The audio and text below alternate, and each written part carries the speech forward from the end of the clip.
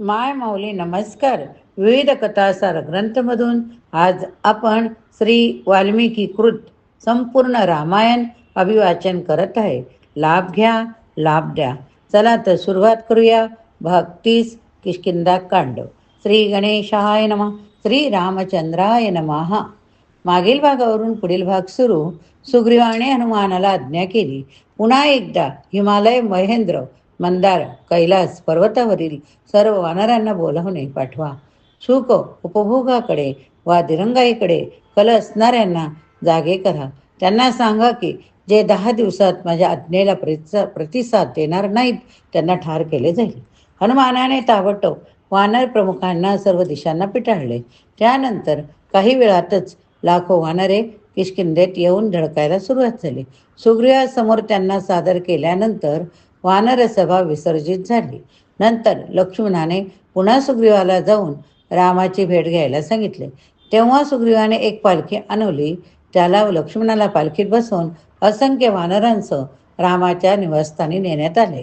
त्यानंतर लक्ष्मण सुग्रीव जेव्हा हात जोडून रामाच्या पुढ्यात उभे राहिले तेव्हा रामाने वानरसेनेकडे अत्यंत आनंदाने कटाक्ष टाकला. तेव्हा आपण तुमच्या चरणकमळांना पूर्णपणे शरण आलो आहोत असे कबूल करीत सुग्रीवाने रामांना लोटांगण घातले. दयाळू रामाने सुग्रीवाला वर उचलले. त्याने केलेल्या उपेक्षेबद्दल संतापाचे चिन्हही न दाखवता त्याला आलिंगन दिले. वानर राजाला बसायला आसन दिल्यानंतर रामाने त्याला राजकर्तव्याविषयी काही सूचना केल्या. राजाला धर्म, अर्थ, काम या क्रिया करण्यासाठी योग्य वेळाचे भान असायला हवे आणि मग त्याप्रमाणे त्याने आयुष्य उपभोगावे. जेव्हा एखादा राजा विषय वासनेच्या आहारी गेल्याने वैदिक नियमांचा त्याग करतो, अनियंत्रितपणे स्वहिर वागतो, तेव्हा अशा राजाचे पतन झाले आहे असे समजावे. प्रिय सुग्रीवा, तू यापूर्वी शपथ घेतल्यानुसार सीतेचा शोध घेण्यासाठी प्रयत्न करण्याची हीच वेळ आहे. सुग्रीव उतरला.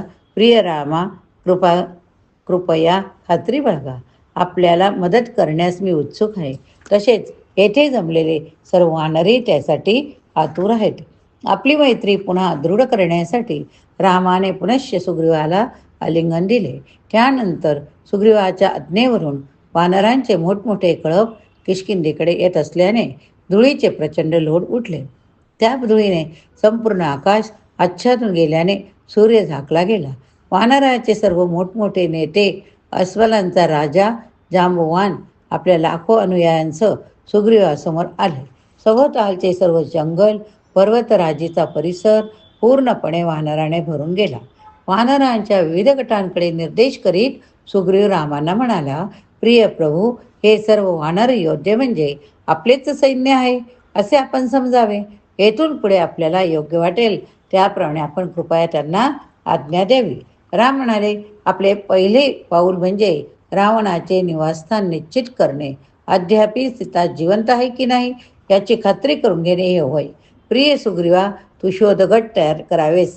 सीतेचा पत्ता लागल्यावर आवश्यक त्या आज्ञा मी करेन. सुग्रीवाने त्वरित वानर राजा विंद याला बोलावले. हुकूम दिला, माझी इच्छा आहे की तू तुझ्या सैन्याने पूर्वेकडील सर्व प्रांत, सप्त महासागर, सप्तद्वीप विंचरून काढावेत. क्षीरसागराच्या पलीकडे ताज्या जलाचा महासागर आहे, ज्यात जमिनीखालचा अग्नी आहे.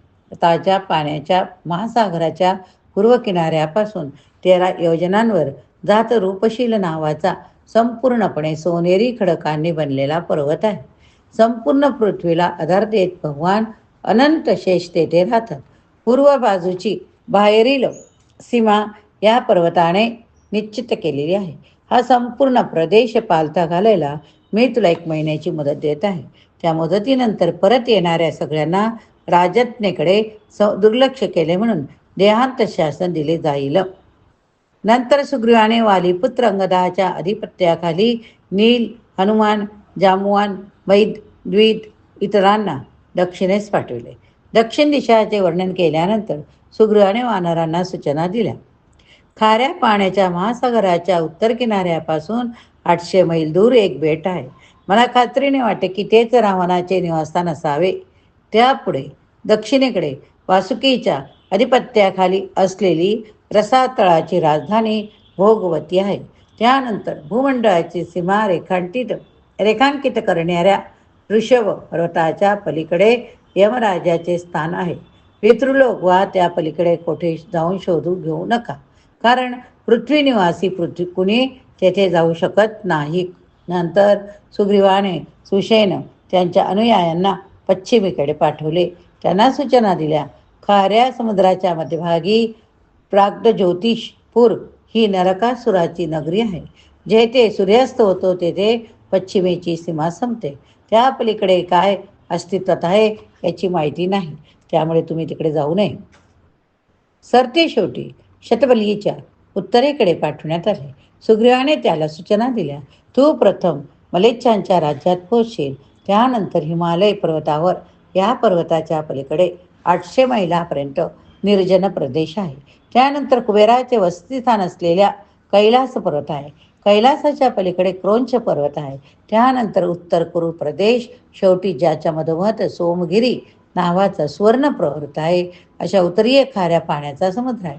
तेथे भगवान विष्णू, ब्रह्मदेव, भगवान शिव राहतात. जेव्हा तुला तो पर्वत दिसेल तेव्हा तू परत फिरणे पाहिजेच, कारण त्याच्या पलीकडे जाणे शक्य नाही.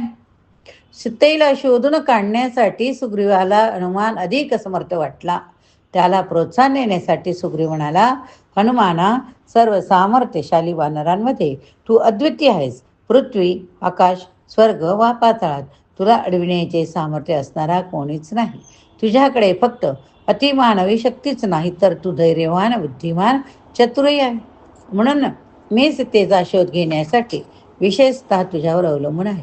हे शब्द ऐकून हनुमानाचा आत्मविश्वास पाहून रामाची सुद्धा खात्री पटली की त्यांच्या प्रिय सीतेला शोधून काढणारा जर कोणी असेल तर तो हनुमानच.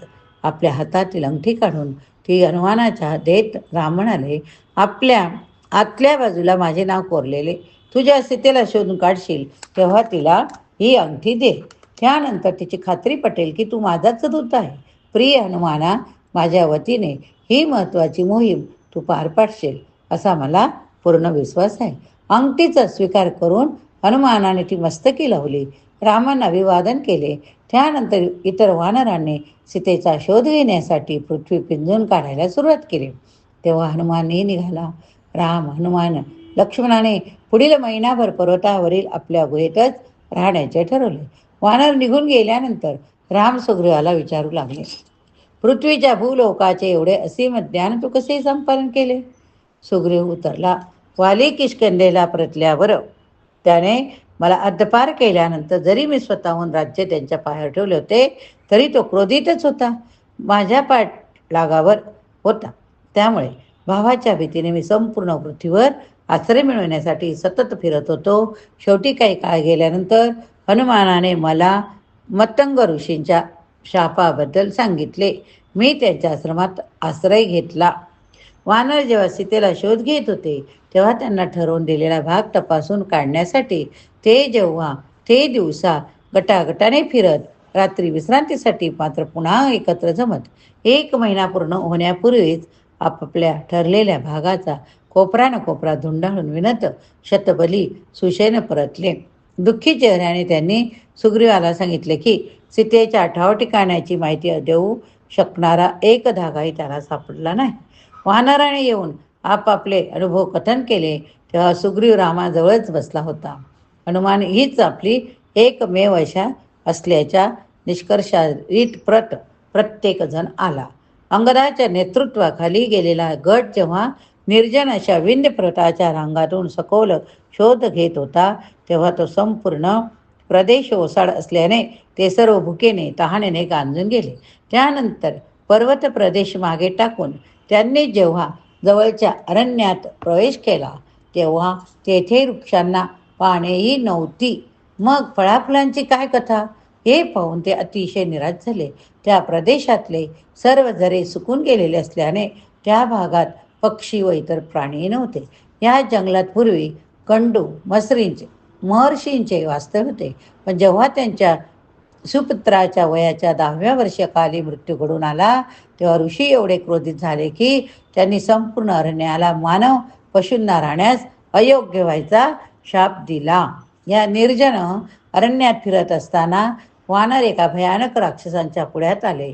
देवतांकडून मिळालेल्या वरामुळे निर्भय असले बनलेल्या त्या राक्षसाला अंगदाने रावण समजून ठार केले. तथापि अंगदाच्या हटाने संपूर्ण परिसर पालथा घातला, तरी सीतेच्या ठाव ठिकाणाबद्दल एकही धागाधोगा हाती न आल्याने ते निराश झाले. दिवसभराभर सरत होते. विंध्य पर्वत रांगांभोवती शोध घेण्यासाठी अंगद वानरांना जेव्हा प्रोत्साहित करीत होता, तेव्हा त्यांना नेमका दिलेली 1 महिन्याची मुदत संपली. भूक तहानेने त्रस्त झालेले वानर पाण्याचा शोध घेऊ लागले. तेव्हा दमट वेलीने भरलेली जलचर पक्ष्यांची थवे असलेली एक गुहा अंगददार यांच्या नजरेस पडली. तेथे तरी पाणी मिळेल आशेने ते घाईघाईने गुहेत गेले. गुहा अतिशय खोल अंधारी होती. सावधपणे आत प्रवेश करताना त्यांनी एकमेकाचे हात धरून साखळी तयार केलेली. सरते शेवटी 8 मैलापर्यंत पुढे गेल्यावर त्यांना गुहेत खोलवर प्रकाश दिसला. आणखी पुढे जात असता ते एका सोनेरी झाडाच्या राईत येऊन पोहोचले. तेथेच पुढे सोन्याचे प्रासाद, सुंदर तळी, सुरेख उपवने त्यांनी पाहिली. त्या स्वर्गीय वृक्षवाटिकेत वानरांना काळे मृगाजीन धारण केलेली, आध्यात्मिक तेजाने झळकणारी एक तपस्विनी दिसली. हात जोडून हनुमान पुढे आला. त्याने विचारले, कृपा करून आपण कोण आहात? ही गुहा कुणाच्या मालकीची आहे ते सांगावे. इथली प्रत्येक गोष्ट सोनेरी का बरे दिसते आहे. आम्ही अतिशय थकलो आहोत, तहानलेले आहोत. एका निर्जल भूमीतून आम्ही फार काळ भटकत होतो. ती स्त्री उतरली, माझे नाव स्वयंप्रभा असून मी मेरू पर्वताच्या अधीक्षक देवतेची मेरू सावरत्नाची कन्या आहे. यमा या अप्सरेची मी सखी आहे. या आश्रमाची मी राखण करते. रक्षबीळ नावाची ही गुहा मय दानवाची निर्मिती आहे. येथे तपश्चर्या केल्यानंतर ब्रह्मदेवाकडून मय दानवाला एक वर मिळाला, ज्याच्या योगे त्याला शुक्राचार्यांना ज्ञात असलेल्या सर्व गूढ शक्ती मिळाल्या. त्यानंतर मय दानव येथेच राहू लागला. तथापि जेव्हा मय हेमावर आसक्त झाला, तेव्हा इंद्राने आपल्या वज्राची मदत घेऊन त्याला या प्रदेशातून हाकलून लावले. ब्रह्मदेवाने मग ही गुहा हेमाला दिली. कृपया आपल्या ह्या गुहेला आपलेच घर समजून राहावे आणि या दुर्गम प्रदेशात आपण येण्याचे कारण सांगावे. वैदिक परंपरेप्रमाणे प्रत्येकाने येणाऱ्या अतिथीचे स्वागत केलेच पाहिजे. प्रथम त्याला बसायला आसन, अल्पोहार देऊ केला पाहिजे. त्यानंतर यजमानाने अतिथीचे कुशल विचारले पाहिजे. यजमान जरी अगदी गरीब असला तरी तो कमीत कमी बसायला स्वच्छ आसन, पाण्याचा एक पेला देऊ शकतो. अशा सुखद वातावरणात अतिथीला नक्कीच शांती आणि सुखाचा अनुभव येतो. अशा रीतीने स्वयंप्रभेने अंतःकरणापूर्वक अभ्यासगतांचे स्वागत केले. स्वयंप्रभा अभ्यासगतांचे आतिथ्य करीत होते, तेव्हा हनुमानाने रामाच्या वनवासाची संपूर्ण हकीकत आणि अपहृत सीतेच्या शोधाचा वृत्तांत सांगितला. त्यानंतर हनुमान म्हणाला, आपल्या उत्तम आतिथ्याबद्दल आम्ही आपले किती आभार मानले तरी ते थोडकेच आहेत. त्या मोबदल्यात आम्ही आपली काही सेवा करू शकतो का? स्वयंप्रभा उतरली, मी तपश्चर्येत मग्न असते, त्यामुळे मी इतरांकडून मागण्यासारखे काही नाही. यावर हनुमान म्हणाला, आमच्या महाराजांनी वानर राजा सुग्रीवाने सीतेचा शोध घेण्यासाठी आम्हाला 1 महिन्याची मुदत दिली आहे. ती मुदत संपलेली आहे, त्यामुळे आम्हाला निराशेने घेरलेले आहे. आपण काही मदत करू शकता का? स्वयंप्रभा उतरली, या गुहेत प्रवेश करणाऱ्याला इथून जिवंतपणे बाहेर पडणे जवळजवळ अशक्यच आहे. तथापि माझ्या गूढशक्तीने मी तुमची मदत करू शकते, पण तुम्ही तुमचे डोळे बंद केले पाहिजेत, कारण इथून डोळे उघडे ठेवून कुणीही बाहेर पडू शकत नाही. त्यानंतर वानराने आपले डोळे गच्च मिटून घेतले. अचानक आपल्याला गुहेतून बाहेर नेले जात आहे असे त्यांना जाणवले. शेवटी त्यांनी जेव्हा डोळे उघडले, तेव्हा त्यांच्या लक्षात आले की प्रत्येकाला गुहेच्या बाहेर आणले गेले. आजूबाजूला पाहिल्यावर त्यांना दिसले की सर्व झाडे पूर्णपणे बहरली आहेत. वसंत ऋतूचे आगमन झालेले दिसत होते. इतका काळ आपल्या नकळत आश्चर्यजनकरित्या निघून गेलेला, असा विचार करून वानरगण अतिशय निराश झाले. नंतर अंगदाने सुचवले, आपण सर्वजण येथेच बसून आमरण उपोषण करूया, कारण आपल्या पेशासाठी सुग्रीवाकडून मारले जाण्यापेक्षा ते अधिक उदात्त मरण येईल असेल. सर्व वानरांनी ते मान्य केले, कारण सीतेविषयी काही माहिती न मिळता किष्किंधेला परतण्याचा प्रश्नच नव्हता. तारने मग प्रस्ताव मांडला, या दुर्गम गुहेतच आपण आश्रय करूया, त्यामुळे कोणीही आपल्याला शोधून काढेल की भीती राहणार नाही. जणू हा प्रस्ताव मान्य असल्यासारखे अंगदाने मौन धरले. तथापि हनुमान म्हणाला, प्रिय राजपुत्रा, बुद्धिमत्तेच्या पुढील 8 विशिष्ट गुणधर्माची तुला ईश्वर दत्त देणगी आहे असे मी समजतो. इतरांना काय म्हणायचे आहे हे ऐकण्याकडे कल, इतरांचे म्हणणे ऐकण्याची क्षमता, इतरांच्या संभाषणाच्या मूलभूत अर्थाच्या कलन करून घेण्याची क्षमता, चांगली स्मरणशक्ती, एखाद्या प्रस्तावाकडून बोलण्याची क्षमता, एखाद्या प्रस्तावाविरुद्ध युक्तिवाद करण्याची क्षमता, इतरांच्या संभाषणातील अर्थ समजून घेण्याइतपत सखोल अवगाहन शक्ती, खराखुरा शहाणपणा, या उपरमहान व्यक्तिमत्वांना जी 14 अत्युत्तम गुणांची ईश्वर दत्त देणगी मिळालेली असते, ते सर्व गुण तुझ्याकडे आहेत. वेळ व स्थानाचे भान, ठामपणा, सर्व प्रकारचे कष्ट सोसण्याची ताकद, सर्व विषयांचे ज्ञान, प्रावीण्य, जग गुपित दडवून ठेवण्याची क्षमता, सातत्य, वीरता, शत्रूंच्या तुलनेत आपल्या ताकदीचा अंदाज बांधण्याची क्षमता, इतरांची केलेल्या सेवेबद्दल त्यांना गौरव, शरणागताप्रती दया, दुराचरणाबद्दल संताप, कर्तव्यपालनाबाबत दृढता. अशा तऱ्हेने अंगदाची स्तुती करून हनुमानाने पहिली राजकीय युक्ती वापरली. नंतर काय केले पाहिजे याबाबत वानरामध्ये वाद निर्माण करून तिसऱ्या युक्तीचा वापर केला. शेवटी हनुमान अंगदाला दहशत दाखवीत म्हणाला. काय म्हणाला हे आपण पुढच्या भागात बघूया. जय श्रीराम. श्रीराम जय राम जय जय राम. श्रीराम जय राम जय जय राम. श्रीराम जय राम जय जय राम. श्रीराम जय राम जय जय राम.